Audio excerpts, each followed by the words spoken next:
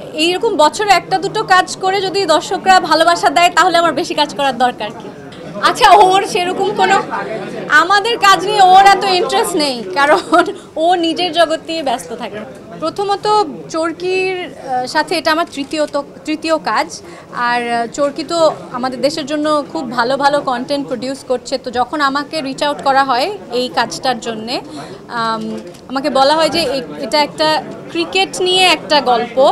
তো সেটা প্রথমে একটা মানে পয়েন্ট অফ ইন্টারেস্ট ছিল যে ক্রিকেট নিয়ে কোনো ওয়েব সিরিজ এর আগে হয়নি।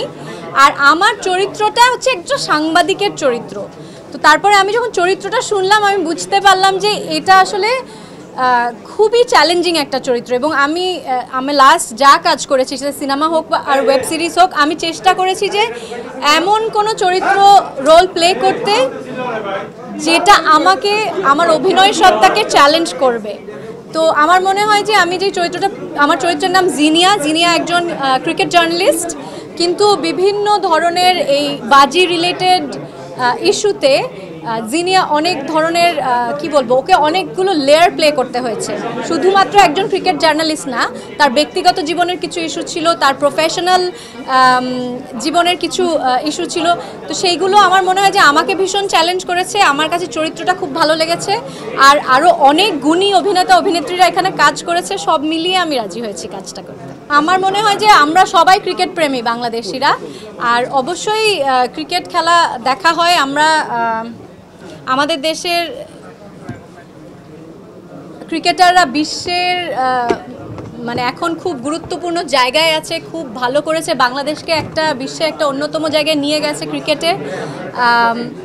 তো ক্রিকেট খেলা তো সেই কারণে আমি বলছি, আপনার উত্তর ছিল আমি ক্রিকেট দেখি কি না। হ্যাঁ, দেখা হয়। তবে হ্যাঁ, আমি বলবো না যে আমি খুব একটা জ্ঞানী এই বিষয়ে বা আমি ভীষণ ক্রিকেট বোদ্ধা, আমি সেই রকম না। কিন্তু জাস্ট একটা স্পোর্টস হিসেবে আমি এটাকে এনজয় করি। আচ্ছা, ভবিষ্যতের কথা এখন না বলি, আমরা এই প্রজেক্টের কথা বলি। অনেক দিন পর স্ক্রিন শেয়ার করেছি একসাথে। সেটা মানে শুধু যে তাসানের সাথে সেটা না, মনোজের সাথে অনেকদিন পরে কাজ করেছি, অর্ষার সাথে এই প্রথম স্ক্রিন শেয়ার করেছি। তো গুণী অভিনেতাদের সাথে, শিল্পীদের সাথে কাজ করতে তো ভালো লাগে। তবে ভবিষ্যৎটা এখন এই মুহূর্তে বলতে পারছি না, কারণ আমি তো খুব কম কাজ করি। তো আমি এখনও যাই এই প্রজেক্টের পরে নেক্সট প্রজেক্ট কি আমি সেটাই জানি না। আমি ওভারঅল কাজ করাটাই, আমি এত কম কাজ করি যে আমি কাজ করাটাই মিস করি না। অভিনয়টা ভালোবাসার জায়গা থেকে করি, আর কম কাজ করি, আমার মনে হয় সেই জন্যই মনোযোগ দিতে পারি কাজে। আর এইবার আমি বলি যে এখন আমার এই ঈদে এই বাংলায় এই বাজি ওয়েব সিরিজটা রিলিজ হচ্ছে চরকিতে।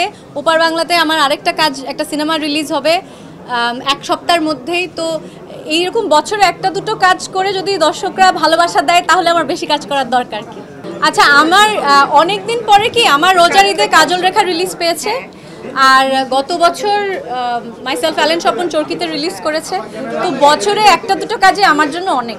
বাংলাদেশে ওটিটি খুব ভালো করছে, চরকি তো ভীষণ ভালো করছে। অ্যাকচুয়ালি ওটিটি যেসব কন্টেন্টগুলো হচ্ছে, অন্য ওটিটির কন্টেন্টও সবগুলোর মান আমি বলবো যে আমরা বিশ্বমানের কাজ করছি আসলে। এবং আমি পৃথিবীর বিভিন্ন, শুধুমাত্র ভারত থেকে না, পৃথিবীর বিভিন্ন জায়গা থেকে আমি অনেক কমপ্লিমেন্ট পাই আমাদের বাংলাদেশের মৌলিক কাজ নিয়ে। ঈদ নিয়ে সেরকম কোনো পরিকল্পনা এখন আর নেই। ঈদ তো আর এখন আমার জন্য আর সেরকম কিছু মানে ভাবা হয় না। আমার মেয়ের জন্য নতুন জামা, কোথায় বেড়াতে নিয়ে যাবে বা ঈদের ছুটিতে কোথায় যাবে, সেটা ওকে ঘিরেই, আমার মেয়েকে ঘিরেই ঈদটা প্ল্যান করা। আচ্ছা, ওর সেরকম কোনো আমাদের কাজ নিয়ে ওর এত ইন্টারেস্ট নেই, কারণ ও নিজের জগৎ নিয়ে ব্যস্ত থাকে। আর যিনি, আমি কলকাতা থেকেও খুব ভালো ফিডব্যাক অলরেডি পাচ্ছি। মানে এখনও তো ট্রেইলারই কেউ দেখেনি, শুধু পোস্টার দেখেই অনেকে প্রশ্ন করছে যে এটা কি হচ্ছে, ক্রিকেট নিয়ে কি হচ্ছে, কারণ ওখানেও ক্রিকেট ভক্ত আছে অনেক। চরিত্রটাই অনেক চ্যালেঞ্জিং ছিল। তবে হয় না যে শুধু সাংবাদিক না, এই জিনিয়া, আমার চরিত্রের নাম জিনিয়া, এবং জিনিয়ার একটা পার্সোনাল জার্নিও ছিল। তো সেই সাথে এক প্রফেশনাল জায়গায় অফিসে আসলে কীরকম